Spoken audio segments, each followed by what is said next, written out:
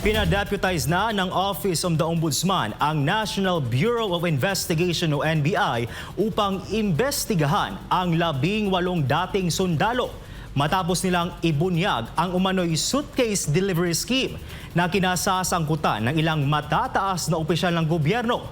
Kabilang sina Pangulong Ferdinand Marcos Jr. at House Speaker Martin Romualdez.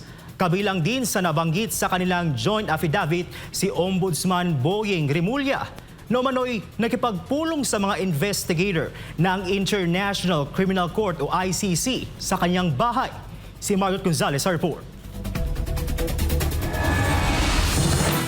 Matapos palagan ni Ombudsman Boying Rimulya ang joint affidavit ng 18 dating sundalo, kinumpirma ng National Bureau of Investigation o NBI na magsasagawa sila ng investigasyon kaugnay sa naturang aligasyon.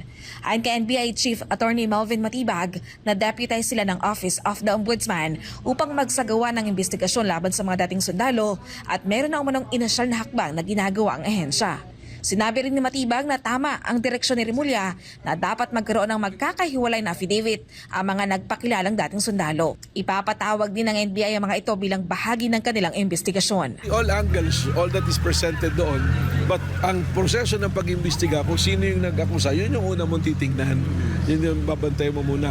So may mga directions naman kami na sinusundan. It doesn't mean na hindi babaliwalayin yung akusasyon mo. Well, if the evidence will show, will warrant that we should investigate yung mga binanggit, and we will investigate them. But initially, meron tayong mga nakikita na naanggulo. Sir, may paramdam ba yung 18 na dating sundalo sa NBI para magsabit ng mismong affidavit nila sa kawanihan? We'll definitely call them kasi dapat magbigay sila ng statement nila one by one. Ang hirap naman nun, it's parang impossible na yung kasi ang affidavit, personal account mo yan. Hindi naman pwedeng kung ano yung sinabi ng isa, tinanggap mo rin na gano'n. So I think they should issue an affidavit na isa-isa sila. Iimbestigahan din ng NBI ang notary public na nagnotaryo sa joint affidavit ng mga dating sundalo. Kung anong relationship dun sa 18 Marines at saka doon sa mga nagtutulak dito sa 18 Marines. Ayon pa sa NBI Chief, hindi rin dapat bigyan ng mali siya ang pakikipagtagpo ni Ombudsman Rimulya sa mga investigator ng ICC nung siya pa ang kalihim ng Department of Justice.